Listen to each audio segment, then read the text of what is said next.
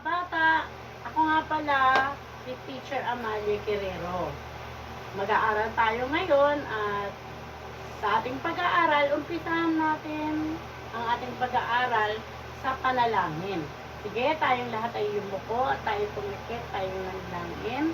Amang Diyos na makapangyarihan sa lahat, narito po kami upang mag-aral muli at matuto sa araw na ito. Samahan mo kami at bigyan ng karunungan, kaalaman ang aking mga mag-aaral upang mabilis nilang matutunan kung ano man ang aming pinag-aaralan. Ganon din po ako bilang tagapagturo, bilang isang guro na nagtuturo, turuan mo ako at bigyan ng kaalaman, karunungan, maipaliwanag ng maayos upang matuto at maintindihan ang lahat ng aming talakayin ngayon. Salamat po, O Diyos. Ito aming dalangin sa pangalan ni Jesus. Amen. Okay, tayong lahat ay tumayo. Manatili tayong nakatayo at tayo ay magkakaroon ng energizer. Okay? Ready na ba kayo, class, sa ating pong energizer? Okay. Tayo ay kumilos-kilos at gumalaw-galaw upang... Okay, may energizer tayo, mga bata. Let's start! Okay. Meron akong kaibigan pagharap ko sa mundo. Pagsagot sa tanong, ilan, ano, alin, paano? Matang katulong sa ating pagsulong. Paglikhat, pag-unawa ng hiwaga. Minsan ang mahirap at seryoso. Nakakatakot, Nakakalito, buti na lang may kasama pa tayo. sipag, tiyaga, isip at talino. Magtanong, mag-isip, huwag matakot magkamali. Magtanong, mag-isip, ang mahirap ay dadali. Magtanong, mag-isip, ang matyaga matutunan. Magtanong, mag-isip, hey! Sabay-sabay tayo. Kaya mo, kaya ko, tutunan ng math. Kaya mo, kaya ko, mag-usap pagsikat. Isip plus tiyaga, equals madali. minsan ang mahirap at seryoso. Nakakatakot, Nakakalito, buti na lang may kasama pa tayo. sipag, tiyaga, isip at talino. Magtanong, mag-isip, huwag matakot magkamali. Magtanong, mag-isip, ang mahirap ay dadali. Magtanong, mag-isip, ang matyaga matutunan. Magtanong, mag-isip, hey! Sabay-sabay tayo. Kaya mo, kaya ko, tutunan ng math. Kaya mo, kaya ko, mag-usap pagsikat. Isip plus tiyaga, equals madali. Okay, mga bata. Salamat. Mga bata, mag-check po ako ng attendance ninyo. At sabihin nyo lang, present. NJ. Sabihin mo, present, kung ito ay tatawagin ko. Okay? Okay. Nestor Guerrero. Present. Very good.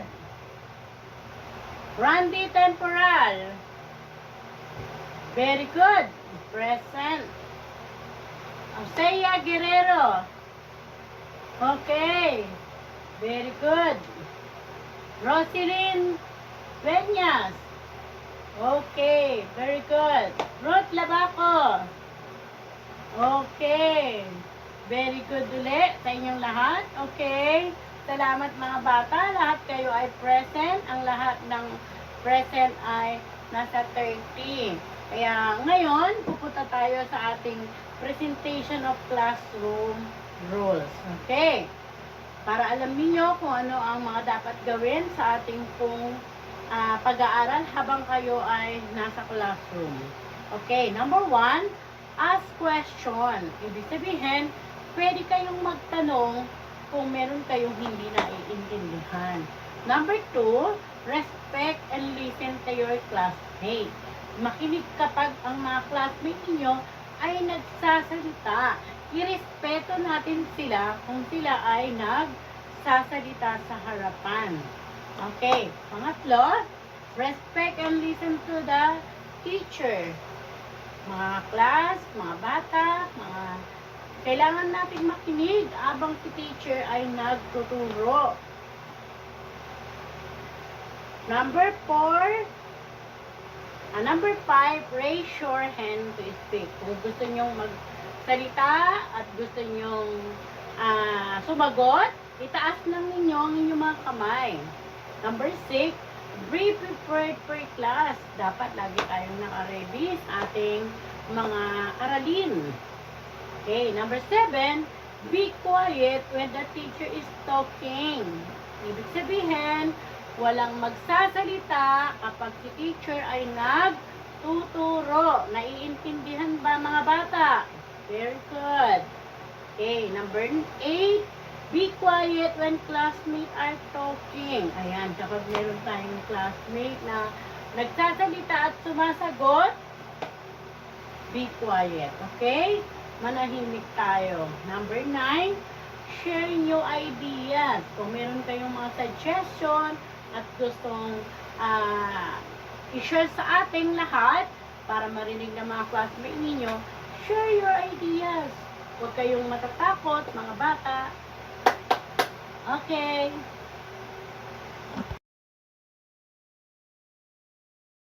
Okay. Ngayon naman, punta naman tayo sa recap. We can recall the lesson we discussed last time. Anyone? Sino ang magtataas? Okay, tama. About dividing decimal up to decimal places by 10, 100, and 1,000. Correct. So, now, I will give you an example and try to solve it into your paper. Okay, kumuha na kayo ng inyong mga papel. At sagutan natin mga bata ang ibibigay ko sa inyo na sample. Okay. Okay. Sige. Tama ang mga classmate ninyo. Ang 0.0 decimal 5400 divided by 10. The answer is ano? Sino ang magtataas ng kamay? Okay, Nestor. Pwede mo bang sagutan? Okay, tama. Isabihin mo na lang sa akin. 0 decimal 0 54,000. Very good. Okay, yung iba naman ay 12 decimal 20,100 divided by 10. Sino ang next na sasagot? Okay, Silsea. Tama. 1 decimal 204,000. Very good. Okay. Number 3, 0.0900 divided by 100. Ayan. Okay, sino naman ang sasagot? Okay, 0 decimal 0 100 1,009. Very good. Okay naman. Pang-apat, yung 2 decimal 3,400 divided by ano? 100. Ayan. Okay, sino ang sasagot? Si Rosilyn. Wow, very good. O, sige. Sabihin niyo sa akin kung ano yung sagot. 0 decimal 00 Yan. 2,3400. Very good. Okay. Okay. Panglima, 7 point decimal 15 divided by 1,000. Okay. Sino naman ulit? Okay, si Nestor gusto uling sumagot. Okay. Okay, Nestor. Ano yun? 0 decimal 0 0 0 7 thousand 15. Very good. Yan. 1,500. Very good. Okay. Number 1, 2, 3, 4, 5. Pang-anim. 826 decimal 35 divided by 1,000. Okay. Sino naman uli ang sasagot? Aba, matalino tong si Nestor laging sumasagot. Okay. Ano? 0 decimal 826 826,000 3,500. Very good. Okay. Palakpakan natin ang inyong mga classmates. Very good. Class, now let's move on to another topic. Okay, Nestor. Okay? Okay, let's examine the given answer in our review a while ago. What did you notice? 0 decimal 0 54,000. Okay, very good. Okay, 1 decimal 204,000. Okay, 0 9,000. Okay. 9,100. Okay. Number 4. 0 decimal 2,3,400. Okay. Number 5. 0 7,115. 0 7,715. Okay. 0 decimal 826,3,500. Oh. Okay. What about the another example? Okay. How about this example? 0 333,333. Ayan, may kita po natin. Ayan, yung tatlong tuldok. Okay, yung 0, 6, 6, 6, 6,600. Okay. What about this? 0, 133,300. Okay, ano? Ano yung napansin mga bata?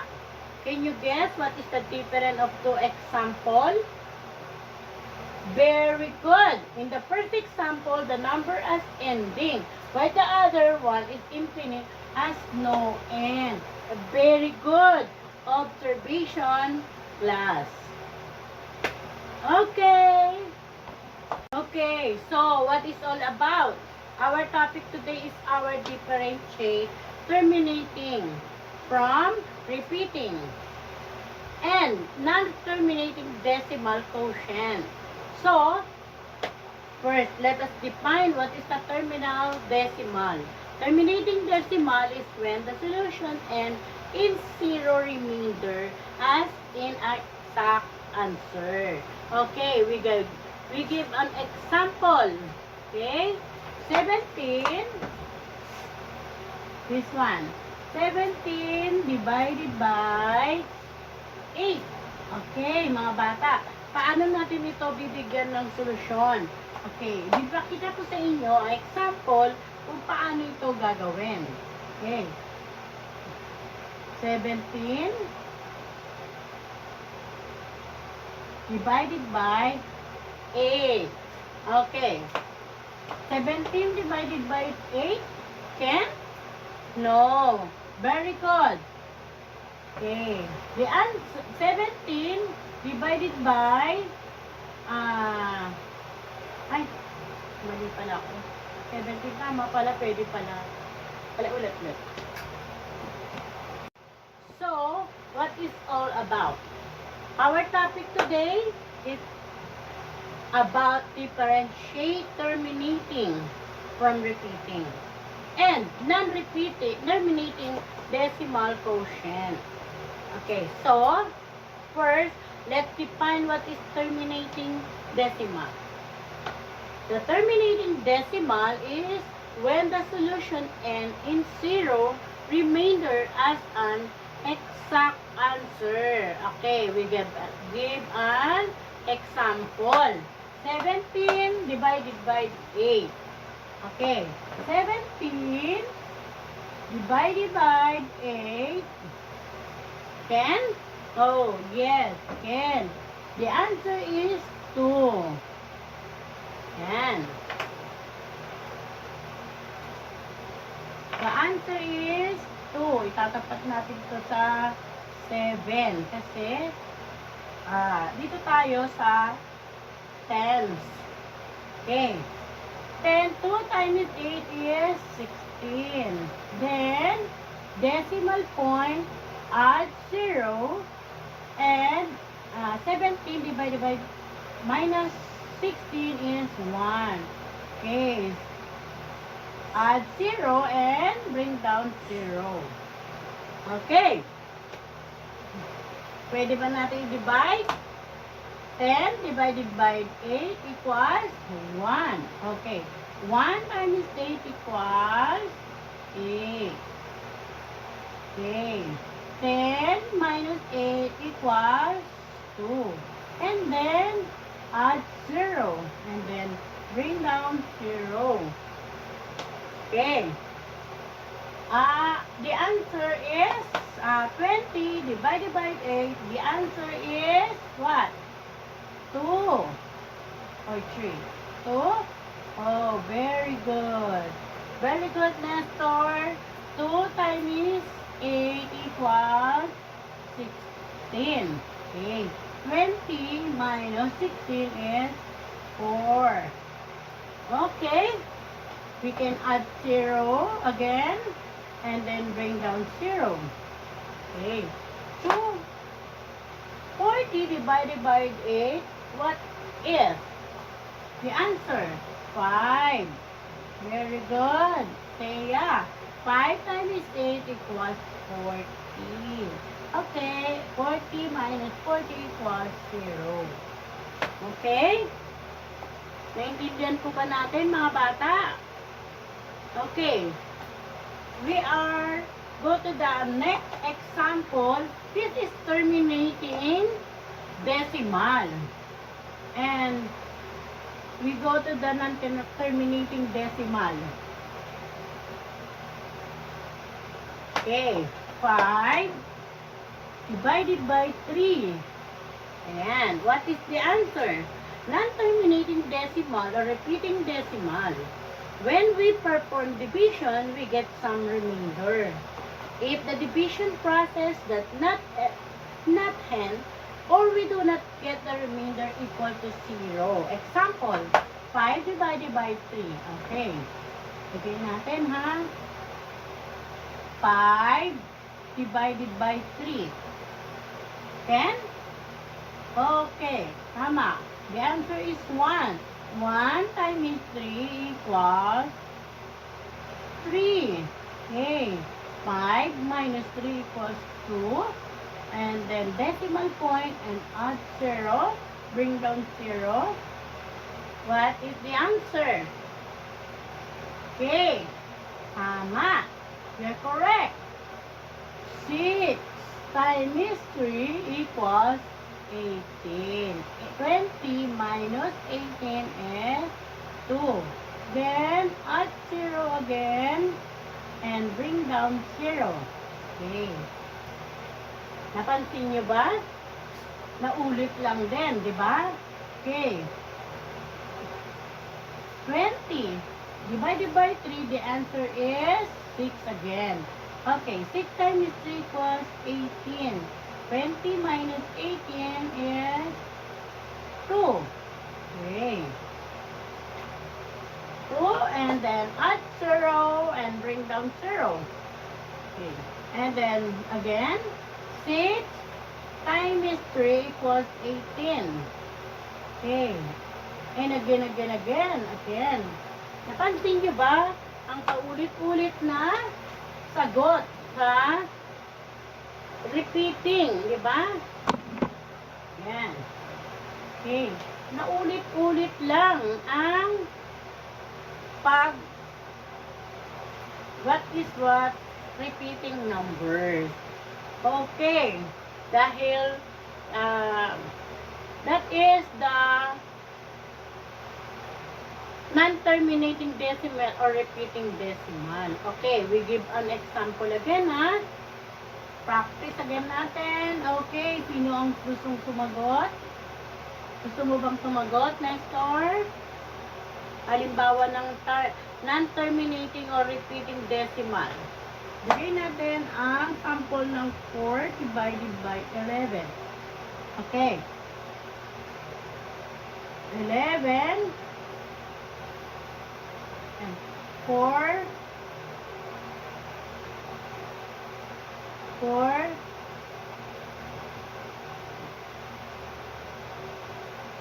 okay. 11 divided by 4. 10? Cannot. Add the decimal and add 0. Okay. 11 40 divided by 11 equals 3. 3 times 11 is, answer is 33. 33, 40 divided minus 33 equals, excuse me, okay, 10 minus 3 equals 7. 7 divided by 11, 10? No. We add 0 and bring down 0. Okay. 11, what is the answer? 11, 70 divided by 11. What is the answer? The answer is 6. Okay, 6 times 11 is 66. Okay? And then, 70 minus 66 is 4. And then add 0 again and bring down 0. And then 40 divided by 11 is 3. 3 times 11 is 33.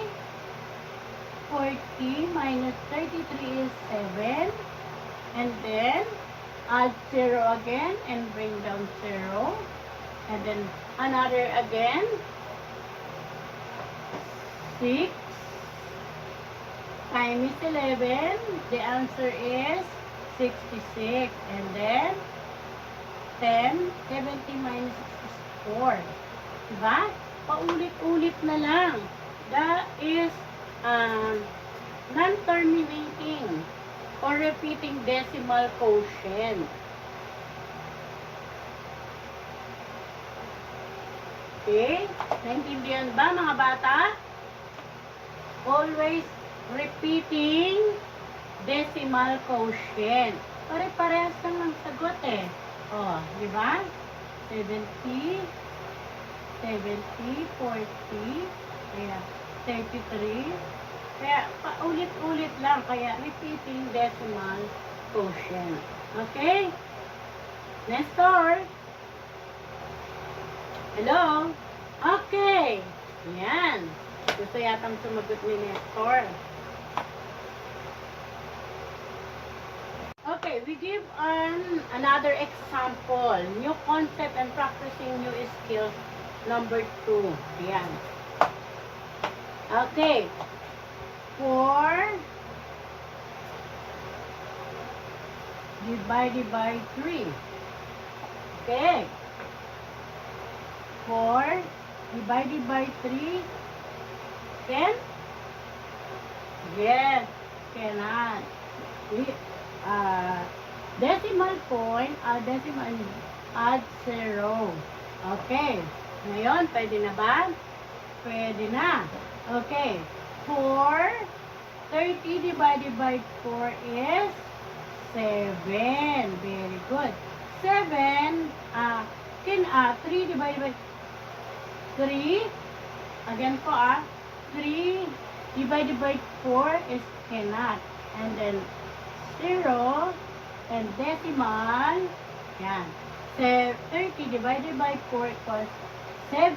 The answer is 7 times 4 is 28. Okay.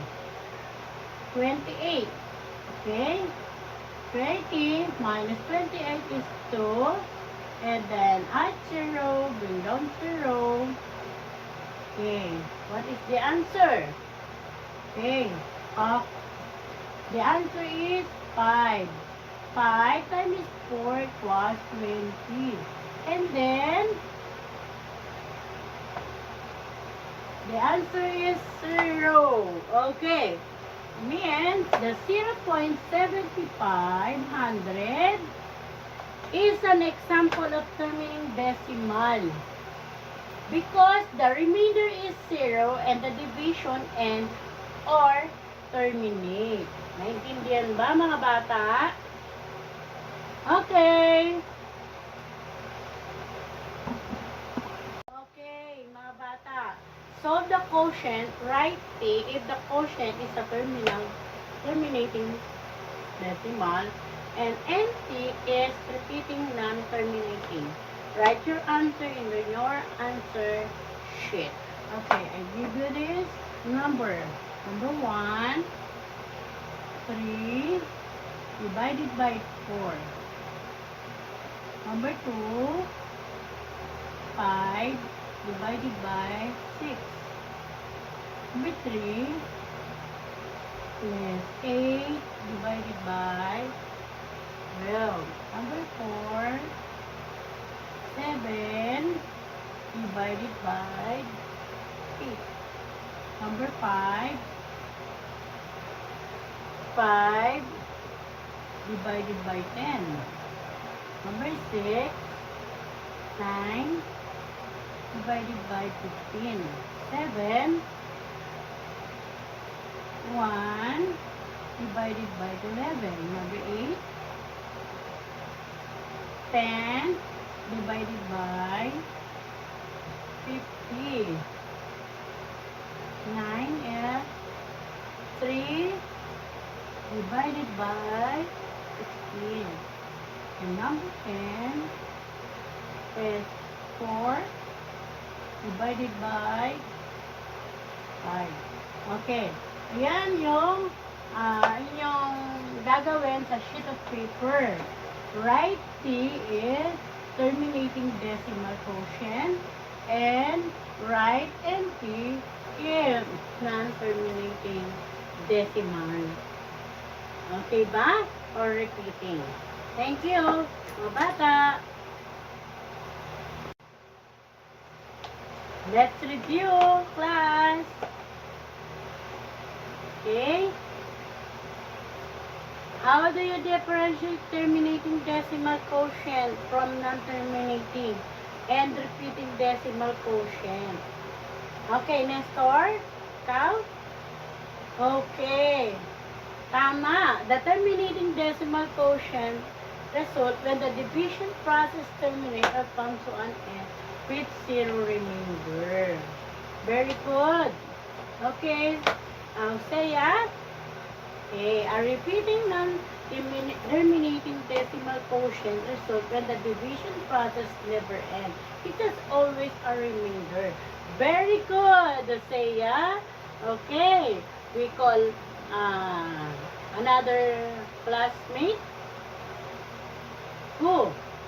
Okay, pagin naman natin si Ruth Labaco. Okay, very good, Ruth. A remainder is a digit of product digit in the decimal part that keep repeating itself without end. Very good. Talakpan natin. Okay, yung tatlong classmate yung sumagot. Meron pang isa. Okay. A bar is placed above the repeating digit. Okay. Okay, I give you another example. Okay, get the sheet of your paper and write your answer. Okay, solve the quotient. Write T if the quotient is terminating decimal and T is repeating, not terminating. Okay, write your answer in your answer sheet. Okay, 3 divided by 20. Okay, I write. Isulat ko sa inyo. Ang panibagong example. Magagaling kayo mga bata, ang bibilis nyo makuha ang ating mga topic. Diba? Ang dali lang. Okay. Number 1, 3 divided by 20. Okay. Number 2, 5 divided by 30. Number 3 is 8 divided by 12. Number 4, 10 divided by 40. Okay, number 5 is 8 divided by 9. Number 6, 1 divided by 5. 7, 2 divided by 8. Wow, magagaling ha? 7 divided by 12 and 9, 3 divided by 8. And number 4 is 1 divided by 12. Okay. Write P is terminating decimal and NP is non-terminating decimal or repeating quotient. Okay, mga bata? Okay. Okay. Give the equivalent additional activities for remediation. Okay, I give you assignment. Give the equivalent value in decimal form. Tell whether the quotient is terminating or repeating non-terminating decimal. Write your answer in your answer sheet again. Okay. Okay, magbigay tayo ng example ha. Para sa inyong mga assignment. Okay. Example.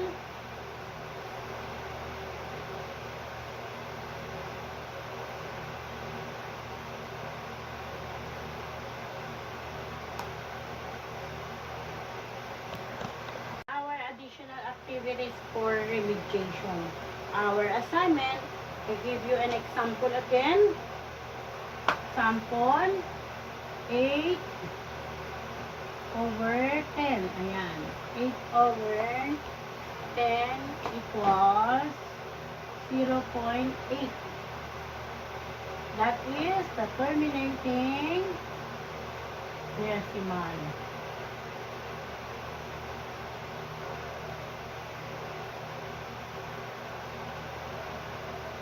Okay. 4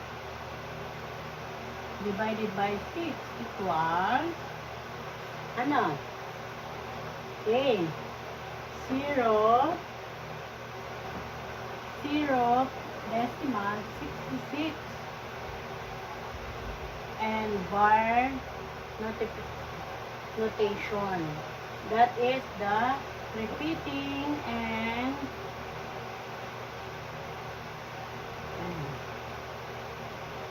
non-terminating and repeating decimal.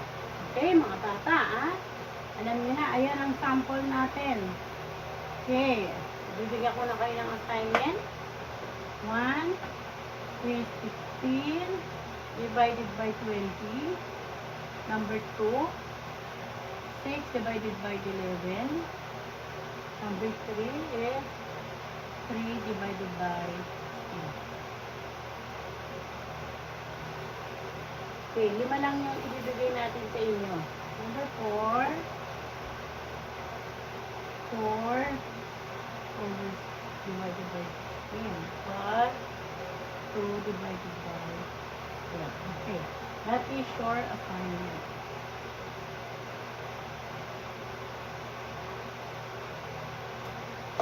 Okay, mga bata, thank you very much sa inyong pakikinig. At natapos na tayo sa ating pag-aaral. God bless you, mga classmates. I love you.